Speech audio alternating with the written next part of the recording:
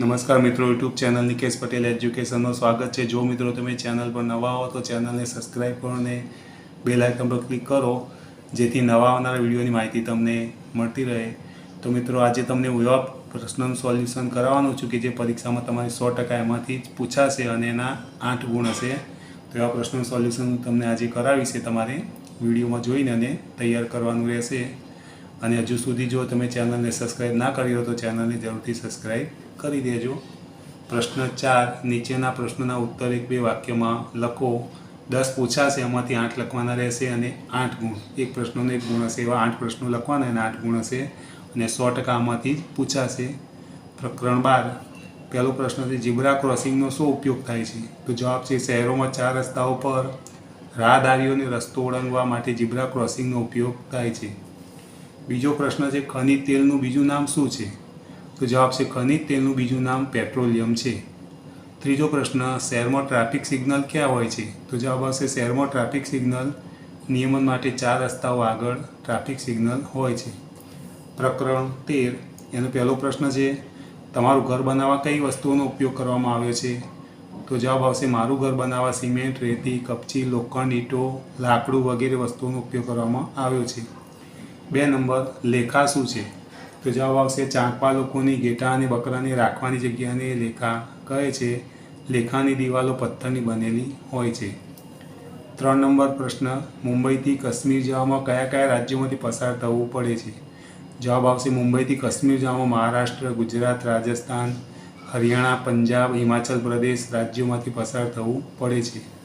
પ્રકરણ 14, દુકાળની પરિસ્થિતિ ક્યારે સર્જાય છે? જવાબ આવશે, વરસાદ પડ્યો ન હોય અથવા નહિવત પડ્યો હોય તેવી સ્થિતિમાં પાક અને ઘાસચારો ઉગે નહીં તો દુકાળની પરિસ્થિતિ સર્જાય છે।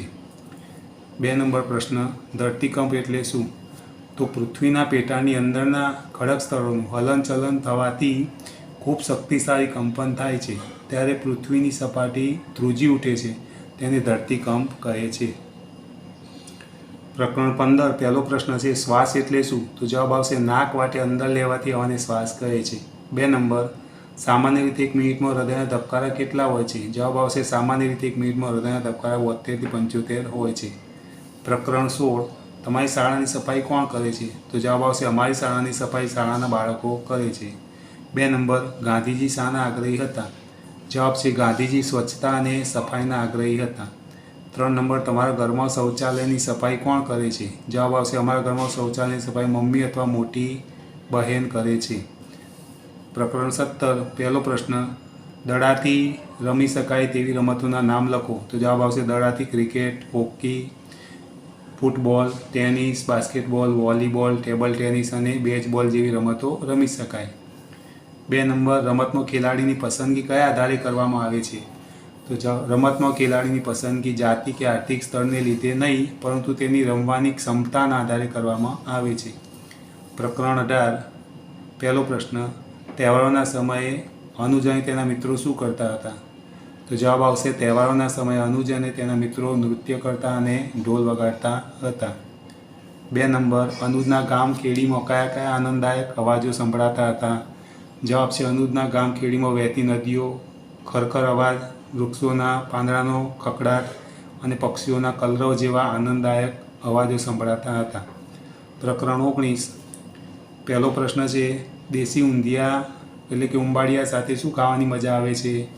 તો જવાબ છે, દેશી ઊંધિયા ઉંબાડિયાની સાથે માટીના ચૂલા પર બનાવેલા બાજરીના રોટલા, માખણ, ઘી અને છાશ ખાવાની મજા આવે છે। 2 નંબર, ટ્રેક્ટરની મદદથી જમીન ખેડવાથી શું લાભ થાય છે? તો જવાબ, બળદને જમીન ખેડતા ઘણા દિવસ લાગતા તે કામ ટ્રેક્ટર 1 દિવસમાં પૂરું કરી શકે છે। 3 નંબર, ખેતીને સંબંધિત ઉજવાતા કોઈ 2 તહેવારના નામ લખો। તો જવાબ આવશે, અષાઢી બીજ, લોહરી, હોળી, વૈશાખી, ઓણમ, દિવાળી વગેરે, આમાંથી કોઈ પણ 2 તમે લખી શકો। પ્રકરણ 20, પહેલો પ્રશ્ન, સૂર્યમણીનો પરિવાર શું કામ કરતો હતો? જવાબ છે, સૂર્યમણીનો પરિવાર જંગલમાંથી પાંદડા અને છોડ ભેગા કરી તેને બજારમાં વેચવાનું કામ કરતો હતો। 2 નંબર, તમારા મતે જંગલો કોના છે? તો જવાબ આવશે, જંગલો એ કુદરતી સંપત્તિ છે, જંગલ પર બધા આદિવાસીઓનો અધિકાર હોવો જોઈએ, જંગલો તેમના બધાની સહિયારી મિલકત છે। 3 નંબર, મિઝોરમની આજુબાજુ કયા રાજ્યો છે? જવાબ આવશે મિઝોરમની આજુબાજુ ત્રિપુરા, મેઘાલય અને મણિપુર રાજ્યો છે. પ્રકરણ 21 પહેલો પ્રશ્ન, જોડિયા બાળકો એટલે શું? તો જવાબ આવશે માતાની કુખે એક જ સમયે બે બાળકો સાથે જન્મે તેને જોડિયા બાળકો કહેવાય. 2 નંબર, માસિયાઈ બહેન કોને કહેવાય? તો જવાબ આવશે માસીની દીકરીને માસિયાઈ બહેન કહેવાય. 3 નંબર, બાળક દત્તક લેવું એટલે શું? તો જવાબ છે કોઈ દંપતી અન્ય દંપતીનું બાળક પોતાના સંતાન તરીકે કાયમ માટે ઉછેરવા માટે કાયદેસર રીતે લે તો તેને બાળક દત્તક લીધું એમ કહેવાય. પ્રકરણ 22 પહેલો પ્રશ્ન, તમારા ગામમાં ખેતી માટે સિંચાઈ કેવી રીતે થાય છે? જવાબ આવશે મારા ગામમાં કૂવા અને ટ્યુબવેલ દ્વારા ખેતી માટે સિંચાઈ થાય છે. 2 નંબર, વર્ષના કયા સમય દરમિયાન ધનુના પરિવારને કામ મળે છે? તો જવાબ છે ધનુના પરિવારને વર્ષમાં વરસાદની ઋતુથી દશેરાના તહેવાર સુધી જ કામ મળે છે. 3 નંબર, ધનુના પિતા શેરડીની ફેક્ટરીમાં શું કામ કરે છે? જવાબ છે ધનુના પિતા શેરડીની ફેક્ટરીમાં શેરડીનું વજન કરવાનું અને તેની પહોંચ બનાવવાનું કામ કરે છે. પ્રકરણ 23 પહેલો પ્રશ્ન, ગુજરાતમાં સિંહ ક્યાં જોવા મળે છે? જવાબ છે ગુજરાતમાં સિંહ માત્ર સાસણગીરના જંગલમાં જોવા મળે છે. 2 નંબર, ગુજરાત રાજ્ય ભારતના કયા ભાગમાં આવેલું છે? જવાબ છે ગુજરાત રાજ્ય ભારતના પશ્ચિમ ભાગમાં આવેલું છે. 3 નંબર, ગુજરાતના દરિયા કિનારે કયા કયા અખાતો આવેલા છે? જવાબ છે ગુજરાતના દરિયા કિનારે ખંભાતનો અખાત અને કચ્છનો અખાત આવેલા છે. તો મિત્રો આ પ્રશ્નો તમને જે સોલ્વ કરાવે તમારે તૈયાર કરી લેવા. આમાંથી 100% 10 પ્રશ્નો પૂછાશે, એમાંથી તમારે 8 લખવાના રહેશે. જો મિત્રો તમને આ વિડીયો ગમે તો વિડીયો લાઇક કરો, કમેન્ટ કરો, શેર કરો અને ચેનલને સબસ્ક્રાઈબ કરો.